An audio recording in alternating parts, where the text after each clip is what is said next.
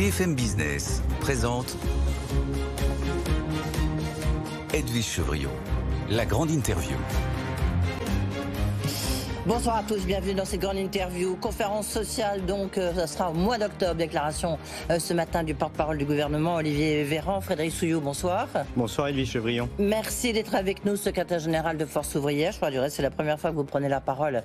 Vous allez nous expliquer un peu comment vous voyez cette rentrée, tendue, chaude, ou après tout, avec comme des discussions en cours. On l'a donc appris tout à l'heure, cette conférence sociale, que vous appeliez plus ou moins de vos voeux, en tous les cas, grande conférence sociale sur les salaires, ça sera octobre, début octobre. Vous avez des précisions, vous direz sur la date depuis ? Ben non, on n'a pas de précision sur la date, mais que le gouvernement, enfin l'exécutif entende qu'il faut parler salaire dans notre pays avec l'inflation, malgré toutes les communications qui disent que ça stagne, que ça baisse, ou je ne sais pas quoi, les prix n'ont pas baissé.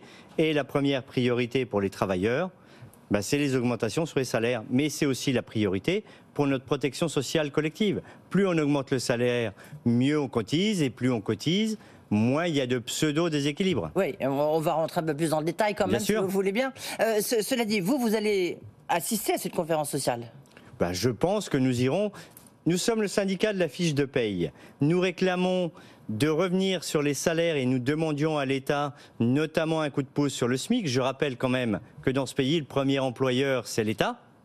Et que l'État, pour les fonctionnaires, la rehausse du point d'indice ou le reste, il ne le fait pas. Donc sur les salaires, bien évidemment, le syndicat de la fiche de paye y sera, oui. Ok, donc vous y serez et vous allez venir avec ces demandes. Ces demandes, est-ce que vous avez déjà un peu estimé, hausse du SMIC, il faudrait qu'elle soit de combien ? Pouce du SMIC, puisque c'est pas les rustiques qu'on a vu sur la loi pouvoir d'achat. Une fois que vous avez touché cette prime, et il n'y a pas d'indécence à la prendre, mais pour autant, le mois suivant, le loyer retombe, vos emprunts et tout ce qui va avec. Donc, sur le coup de pouce au SMIC, ben, il faudrait que le SMIC aujourd'hui, et je ne parle pas de la prime d'activité comme le président de la République le dit, il faudrait que le SMIC soit autour de 2 000 €. Oui, c'est-à-dire, lorsque vous voyez les finances publiques, on en dira un mot là aussi, les finances de la France, on se dit notamment sur le point d'indice qu'il faut quand même peut-être faire un peu attention, qu'on est plutôt dans les questions d'économie. Vous allez aller à cette conférence sociale ? Vous venez de nous le dire. Pourquoi est-ce que vous refusez demain d'aller au Conseil national de la refondation, le CNR, où normalement il y a un peu tout le monde est autour de cette table ? Alors écoutez, parce que nous sommes constants sur nos positions. Nous avions refusé d'aller au CNR l'année dernière parce que refondation de quoi ? Pour nous... De la France, des négociations sociales. Se servir de l'acronyme Conseil national de la résistance pour faire de la communication et puis dire on met autour de la table tout le monde, y compris des citoyens tirés sur le volet, des hommes politiques. Moi, je suis pour la liberté et l'indépendance. C'est diluer la parole des organisations syndicales. Et pour nous, il n'y a qu'un Conseil national de la résistance. C'est celui qui a mis en place notre protection sociale collective. Et ok, mais enfin, c'était il y a quand même quelques temps, si je puis me permettre. Donc, est-ce qu'aujourd'hui, il n'est pas un peu de temps de revenir, d'essayer justement de retrouver des lignes de force pour notre société ? Alors, les lignes de force pour notre société, on peut en trouver partout où il y a des instances du dialogue social. Quand le président de la République nous écrit dans son invitation au CNR, bâtir un nouveau paritarisme de discussion pour obtenir un consensus, il aurait été bien amené qu'il entende qu'une majorité de citoyens et la totalité des organisations syndicales ne veulent pas de sa réforme des retraites. Donc bâtir un consensus en disant à tout le monde « je fais comme je le veux », ça n'est pas possible. Oui. Pour nous, on n'ira pas se faire diluer dans je ne sais pas quoi. Toutes les instances existaient déjà. Mais est-ce que la politique de la chaise vide, ça vous permet de faire évoluer les choses ? Vous voyez, même LFI est allé discuter à Saint-Denis avec le président de la République. Discuter, dialoguer en tous les cas. Alors, je continue de dialoguer. Cet après-midi, j'avais une bilatérale avec le ministre du Travail. Nous avons des bilatérales avec Matignon, les différents ministères. Il y a toutes les instances qui existent déjà pour pouvoir dialoguer et continuer à peser. Maintenant, Je le dis depuis juin l'année dernière, redonnons la place qui est la sienne à la négociation collective. La pratique contractuelle et conventionnelle, laissons faire les interlocuteurs sociaux. Mais pendant les retraites, les syndicats, vous étiez là, on est pas reçu par Emmanuel Macron, c'est une honte. Et puis là où il vous dit, venez demain avec moi dialoguer, là vous ne voulez pas y aller. Écoutez, l'année dernière, en septembre, il nous avait déjà invités et nous n'y étions pas allés. Je viens d'expliquer pourquoi. Et deuxièmement, quand nous lui avons fait ce courrier avant le 7 mars ou après le 7 mars pour la France à l'arrêt, c'était pour essayer de trouver une solution avec lui pour sortir de la crise. Il ne l'a pas souhaité. Maintenant qu'il a passé sa réforme, on va faire une belle photo de famille en disant bon écoutez, c'est bien. Il faut avancer, non? Ah mais vous n'avez pas tourné la page de la réforme des retraites? Ah bien non, non. Et aujourd'hui, elle est entrée en vigueur le 1er septembre. Aujourd'hui, les travailleurs n'ont pas tourné la page de la réforme des retraites. Et nous attaquons tous les décrets qui ont été déposés devant le Conseil d'État. Notre organisation a fait sa demande de dépôt. Nous attendons le retour du Conseil d'État pour ces décrets qui reculent l'âge de départ et qui allongent la durée de cotisation. Oui, mais vous êtes donc testé en justice, mais bon, ça pourrait annuler les... Vous y croyez pas vous-même, Frédéric Souillot? Mais j'y crois fortement. J'y crois fortement. Regardez sur assurance chômage, il y a 2 ans de cela, nous avons déposé devant le Conseil d'État et nous avons gagné 2 ans. 2 ans sur la réforme qui était prévue à l'époque et qui n'a pas été mise en place parce que nous avons été en justice, parce que l'égalité de traitement, la liberté, l'égalité et la fraternité, l'égalité de traitement dans notre République, c'est ce qui fait sa base. Et c'est notre protection sociale collective. Ah, Olivier Dussopt, puisque vous sortez de son bureau, vous lui avez dit quoi? Je lui ai rappelé que nous n'étions toujours pas d'accord sur la réforme des retraites. Ok, mais vous n'allez pas tout bloquer, tout le dialogue social, parce que vous n'étiez pas d'accord sur la réforme des retraites. On comprend très bien, hein, je veux dire. Regardez, nous avons négocié, discuté entre nous pour un agenda social autonome. Et donc, nous sommes hier à notre première réunion de négociation sur la convention quadriennale sur l'Agirc et l'ARCO, qui arrivait à terme. On va rentrer dans la négociation sur l'assurance chômage. Je lui ai parlé de sa lettre de cadrage. Parce que être au chômage ou au RSA, c'est encore pas un choix. Alors attendez, on va procéder par ordre parce que l'actualité quand même est très très forte. Donc effectivement, hier, c'était le début des négociations sur l'Agirc-Arco. Bien sûr. Et donc les retraites complémentaires, où il y a quand même un petit pactole, une petite réserve de 68 milliards. Donc c'est quand même, ça fait beaucoup d'argent. En même temps, c'est des réserves qui peuvent servir pour la suite. Est-ce que vous redoutez que là, le gouvernement, du reste, il s'interroge là-dessus? J'imagine que Olivier Dussopt vous en a parlé. Alors, le gouvernement s'interroge, mais j'ai quand même l'impression que le gouvernement, c'est comme un croupier dans un casino. Quand il voit un petit peu d'argent ici ou un peu là, il essaye de le récupérer. Pour autant, ces réserves, c'est des cotisations des travailleurs du privé. 25 millions de travailleurs du privé qui cotisent pour 13 millions d'ayants droit. Tous les mois, les retraites complémentaires, on verse à 13 millions de retraités du privé. Et quand il y a eu confinement et arrêt total des cotisations, si nous n'avions pas eu de réserve, on ne payait plus les retraites des travailleurs du privé. Est-ce qu'il vous a quand même expliqué, et puis après on parlera de l'autre cagnotte, il faut faire attention au mot, réserve, celle de l'UNEDIC bien sûr, mais sur l'Agirc-Arco, est-ce que vous avez senti que vos arguments, il les entendait, le ministre du Travail, ou du moins Bercy?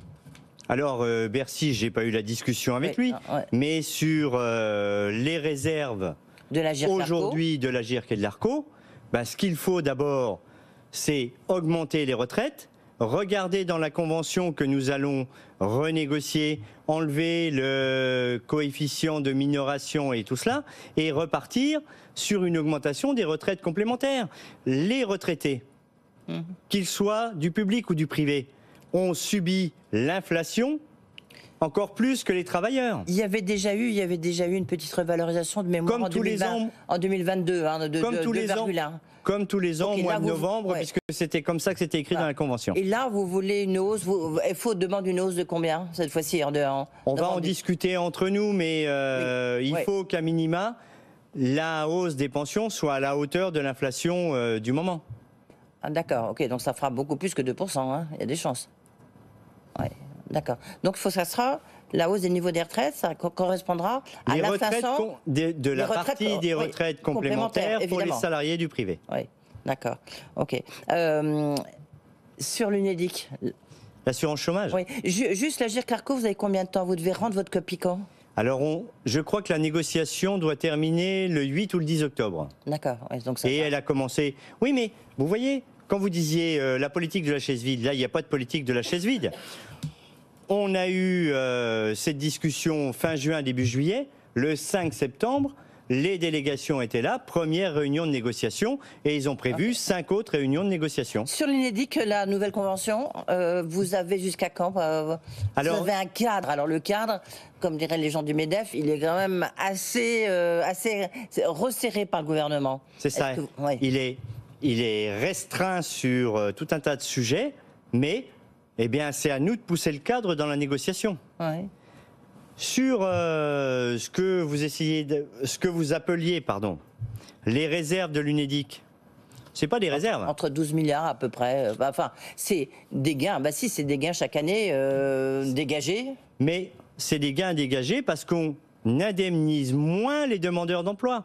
La contracyclicité que nous continuons de contester, que nous tenterons de contourner à travers la convention d'assurance chômage. C'est-à-dire, parce que Elisabeth Borne, que je recevais lundi dernier, oui. elle disait, c'est clair, il faut d'abord, il faut une nouvelle réforme de l'assurance chômage, puis deux, s'il y a des excédents aujourd'hui, c'est parce qu'on a fait justement une réforme de l'assurance chômage. Oui, mais pour le coup, on a moins indemnisé de demandeurs d'emploi. C'est-à-dire que vous avez des gens qui aujourd'hui n'ont plus droit à l'assurance chômage, qui est notre protection sociale collective. Et ça en fait partie. Et je dis ce que j'ai déjà dit, être au chômage ou au RSA, ce n'est pas un choix. Maintenant qu'on regarde les choses, mais il faut qu'on revienne sur l'indemnisation des demandeurs d'emploi et la dégressivité, notamment pour les cadres. Vous redoutez une nouvelle réforme de l'assurance chômage sur quoi? Alors, aujourd'hui, on ne redoute pas de nouvelles réformes de l'assurance chômage. Aujourd'hui, on est autour de la table pour négocier la convention d'assurance chômage, oui. Et on doit répondre avant début décembre, parce que après ça, l'exécutif devra ou mettre en place la nouvelle convention si on a un accord. Le coup près va tomber quoi? Ou alors passer par le Parlement. Et là, ce sera aux parlementaires de prendre leurs responsabilités. Et les autres syndicats, comment, puisque vous êtes vus, je crois qu'il y a c'est pas une bilatérale, puisque vous étiez 8 là, le vendredi il y a 15 jours, vous vous êtes rencontrés tous les syndicats. Vous êtes dans quelle posture tous? Sur assurance chômage? Oui. Eh bien, on se dit, allons à la négociation, regardons là où nous pouvons avancer, regardons ce que nous pouvons contourner ou améliorer, rediscutons l'assurance chômage. Les conventions d'assurance chômage, ça existe depuis 1958.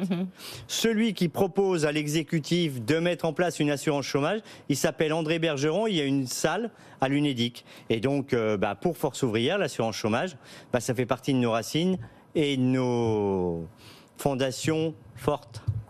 Sur l'UNEDIC, en fait, ce que dit la Première ministre, le ministre du Travail, c'est que ces réserves, entre guillemets, ils disent ça peut servir, on va le flécher différemment, on va le flécher vers la formation justement des gens peut-être au RSA, faire la formation de ceux qui sont le plus loin de l'emploi.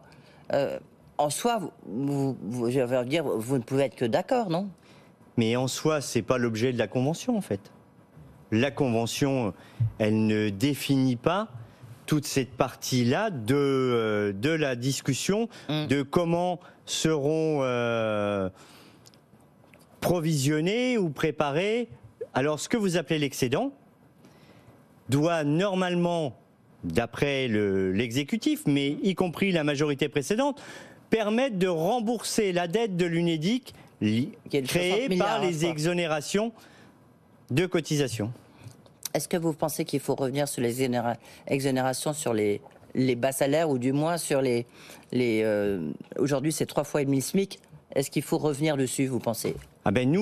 Nous disons à Force ouvrière qu'il faut mettre une condition aux aides publiques aux entreprises. Conditionnalité des aides publiques aux entreprises sur l'emploi, les salaires, les conditions de travail, fin des délocalisations et surtout, comme on le voit chez certaines, rachat d'actions avec les aides publiques. Donc, il y a un tunnel d'exo et on nous dit, au-delà de ce tunnel, eh bien, les salariés qui ont une augmentation perdent en aide sociale. Nous, c'est avec la paye qu'on remplit le frigo. Et ce que vous touchez en brut, c'est votre salaire différé si vous tombez malade, pour votre retraite plus tard, et toute notre protection sociale collective. Est-ce que vous sentez quand même une remontée assez forte, un mécontentement, une marmite sociale qui bout, pour reprendre l'expression de Gérald Darmanin? Comment vous sentez cette rentrée? Alors, j'avais On a parlé de la vôtre, celle des syndicats, et peut-être celle des Français. Mais il y a une colère.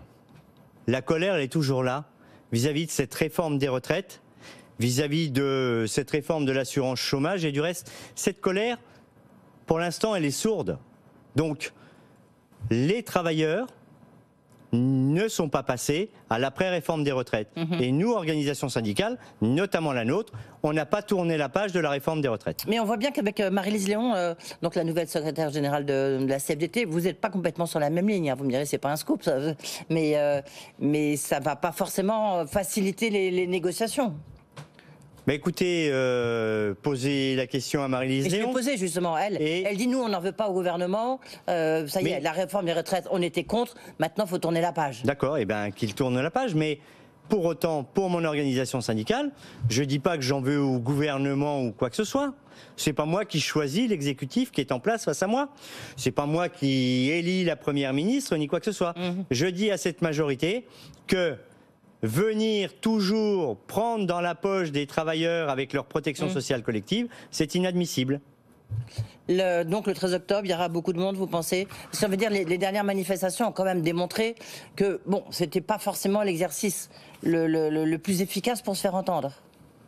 Ah bon? Bah écoutez, pour autant, les travailleurs ont été dans la rue, ils ont manifesté, mobilisé. Oui, justement, au début très fortement. Et puis en fait, on a bien vu quand même, ça s'est étiolé. Regardez le 1er mai. Des 1er mai comme cela, nous n'en avions jamais connu en termes de mobilisation. Donc, c'est l'effet constitutionnel, puisque cette loi n'est jamais passée au vote à l'Assemblée nationale. Donc, aujourd'hui, la colère des travailleurs, elle est toujours là. Merci beaucoup Frédéric Souliot d'avoir été avec nous, donc secrétaire général de Force Ouvrière. On a compris, agenda chargé, mais en tous les cas, demain, sur votre agenda, il n'y a pas le CNR, il n'y a pas le Conseil national de la Fondation. Merci beaucoup d'avoir été avec nous.